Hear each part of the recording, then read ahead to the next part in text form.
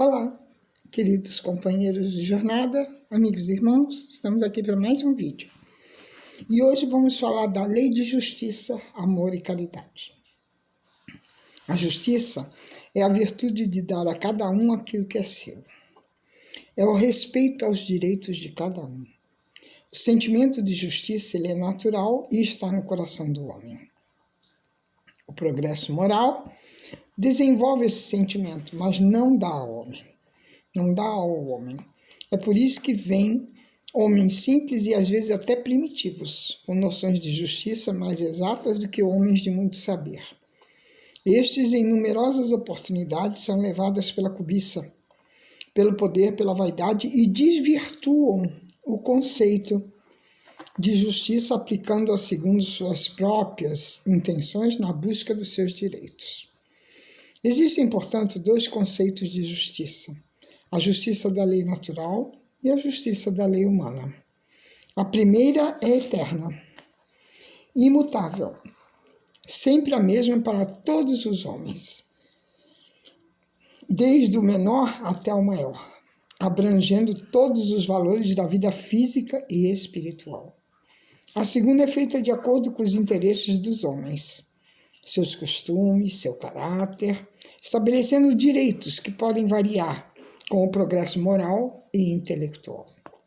O direito dos homens, portanto, nem sempre é conforme a justiça. Só regula algumas relações sociais, enquanto na vida privada há uma infinidade de atos que são de competência exclusiva do Tribunal da Consciência. A justiça consiste no respeito aos direitos de cada um. E se o homem não souber onde termina o seu direito e onde começa o direito do outro, deve basear-se na regra áurea inscrita por Deus em seu coração e muito bem definida por Jesus. Querei para os outros o que quereis para vós mesmos. E Allan Kardec perguntou aos espíritos qual é o primeiro de todos os direitos naturais do homem, e a resposta foi o de viver. Porquanto a vida é necessária para o aperfeiçoamento dos seres. Todos possuem instinto de conservação, e qualquer que seja o grau de inteligência, e ninguém tem o direito de atentar contra a vida do seu semelhante ou fazer qualquer coisa que possa comprometer a sua vida corpórea. Do seu direito natural de viver decorre o de possuir, porque a propriedade é um fruto que nasce de um outro direito, tão sagrado quanto o de viver, que é o de trabalhar. Aquilo que o homem ajunta por um trabalho honesto, sem ter causado prejuízo moral ou material a outros e que não resulta de danos para ninguém, é uma propriedade legítima que ele tem o direito de defender. Deus, no Decálogo, disse: não roubarás. E Jesus, no Evangelho, confirmou, mandando: dai a César o que é de César. Para o homem, existe o conceito de legalidade, de aquisição, conforme define sua lei. Mas o homem de bem deve saber que nem tudo que legitima, adquire ou consagra pela legislação humana está conforme, assim, a justiça natural. O que num século parece perfeito, no século seguinte ele se apresenta como bárbaro. A verdadeira propriedade é aquela que se leva deste mundo, isto é, aquilo que é o uso da alma, a inteligência, os conhecimentos adquiridos, o bem feito ao próximo, as qualidades morais, a consciência tranquila, pois são bens que as traças não roem, nem o ladrão rouba. O verdadeiro sentido da palavra caridade, como entendeu Jesus, é a benevolência para com todos, indulgência para com as imperfeições alheias e o perdão das ofensas. O amor e a caridade são um complemento da lei de justiça, porque amar ao próximo é fazer-lhe todo o bem possível que desejaríamos que nos fizessem. Tal é o sentido das palavras de Jesus: amai-vos uns aos outros como irmãos. Um homem não tem o direito de exigir dos outros que procedam melhor, que sejam tolerantes ou que sejam bons com ele. se ele não proceder da mesma forma para com os outros. A caridade não se restringe aos aspectos materiais, mas abrange todo o relacionamento com os semelhantes, com a vida dos outros, com a natureza presente.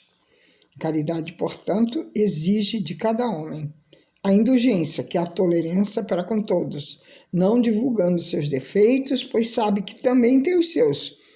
Porquanto, qualquer que seja o grau de adiantamento, está sempre colocado entre um superior que o guia e o aperfeiçoa, e um inferior, perante o qual tem deveres iguais a cumprir. Ninguém pode atirar a primeira pedra, porque todo homem é um devedor. E neste mundo de expiação e provas, principalmente, todos têm defeitos a corrigir, tentações a vencer e hábitos a modificar. Benevolência, isto é, boa vontade em ajudar aqueles que pedem ajuda, tendo afeto, estima e respeito pelos seus problemas. Ser benevolente ao falar, escutar, ver, elevando o inferior aos seus olhos, diminuindo a distância entre ambos. O perdão, no seu mais amplo sentido de esquecimento da falta praticada, na medida em que quer a misericórdia divina para si mesmo. Perdoar cada ofensa quantas vezes se fizer necessário, não 7 vezes, mas 70 vezes 7 vezes. Perdoar, pois, é esquecer o passado, é esquecer as ofensas recebidas e não desejar nenhum mal ao ofensor, inclusive aos inimigos, dos quais não se devem guardar ódio, rancor ou desejo de vingança, mas procurá-los para um reajustamento, enquanto estiverem no mesmo caminho. O lar é o abençoado cadinho onde muitos inimigos se reencontram sob a tutela do amor maternal, sentimento instintivo comum aos homens e aos animais. Muitas vezes aí se reúnem espíritos antipáticos entre si, desafetos e inimigos de outras encarnações que reencarnam como pais, filhos e irmãos, para poderem se reajustar e juntos praticarem a lei do amor, pois somente ela substitui a personalidade pela fusão dos seres e extingue as misérias sociais. Esclarece Emmanuel em Vida e Sexo, lá no capítulo 18. Os filhos não pertencem aos pais. Entretanto, de igual modo, os pais não pertencem aos filhos. O que é justo que os pais não interfiram no futuro dos filhos, tanto quanto justo que os filhos não interfiram no passado dos pais. Pais e filhos são originariamente consciências livres, livres filhos de Deus, empenhados no mundo na obra de autoburilamento, resgate de débitos, reajustes, evolução. Nunca é lícito o desprezo dos pais para com os filhos e vice-versa. Aos pais cabe a missão sagrada de educar para o bem, e aos filhos cabe honrá-los como consequência natural da lei de justiça, de amor e de caridade. Ainda que eu falasse a língua dos homens e dos anjos e não tivesse caridade, seria como o metal que soa ou como o sino que tinge. Palavras de Paulo na carta que ele fez aos Coríntios, no capítulo 13, versículo 1.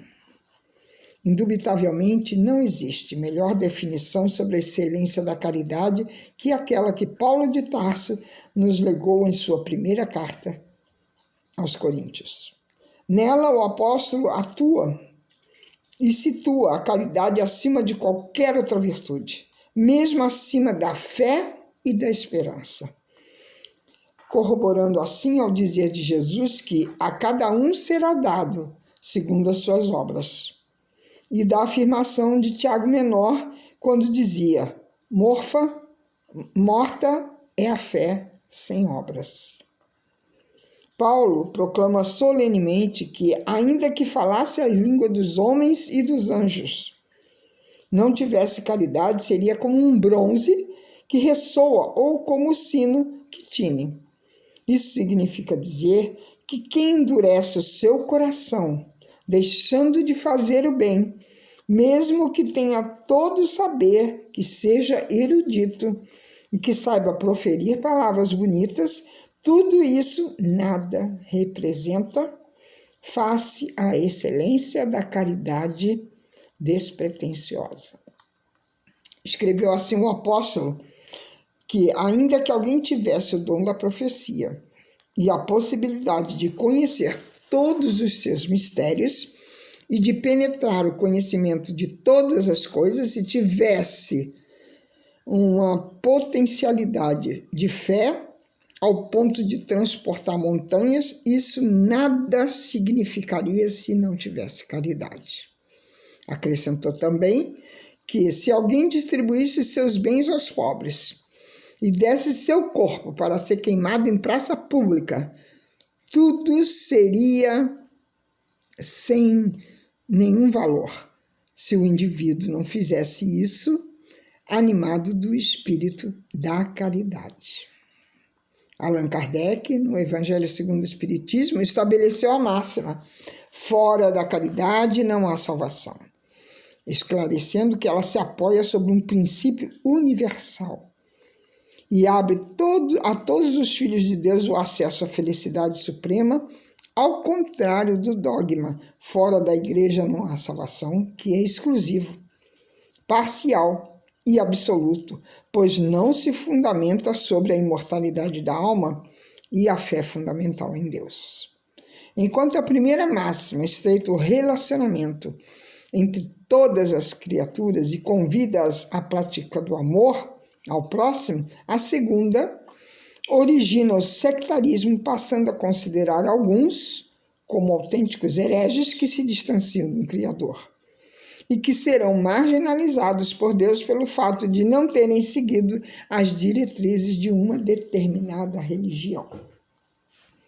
O codificador do Espiritismo também refuta a máxima: fora da caridade não há salvação, por considerá-la de muito íntimo parentesco com o fora da igreja não há salvação.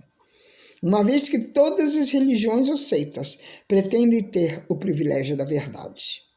A doutrina espírita apregoa e reconhece que a verdade absoluta somente é conhecida pelos espíritos da mais elevada hierarquia, e a humanidade terrena não pode pretender ter esse conhecimento, por não lhe ser permitido tudo saber. Nada exprime melhor o pensamento de Jesus, nem melhor resume os deveres do homem do que essa máxima lapidar: fora da caridade não há salvação, que tem origem divina e a essência do mais puro cristianismo. Sem sombras de dúvida, a prática da caridade guarda uma íntima relação com as palavras de Jesus, quando sintetizou o decálogo neste mandamento maior: amar a Deus sobre todas as coisas e ao próximo como a si mesmo.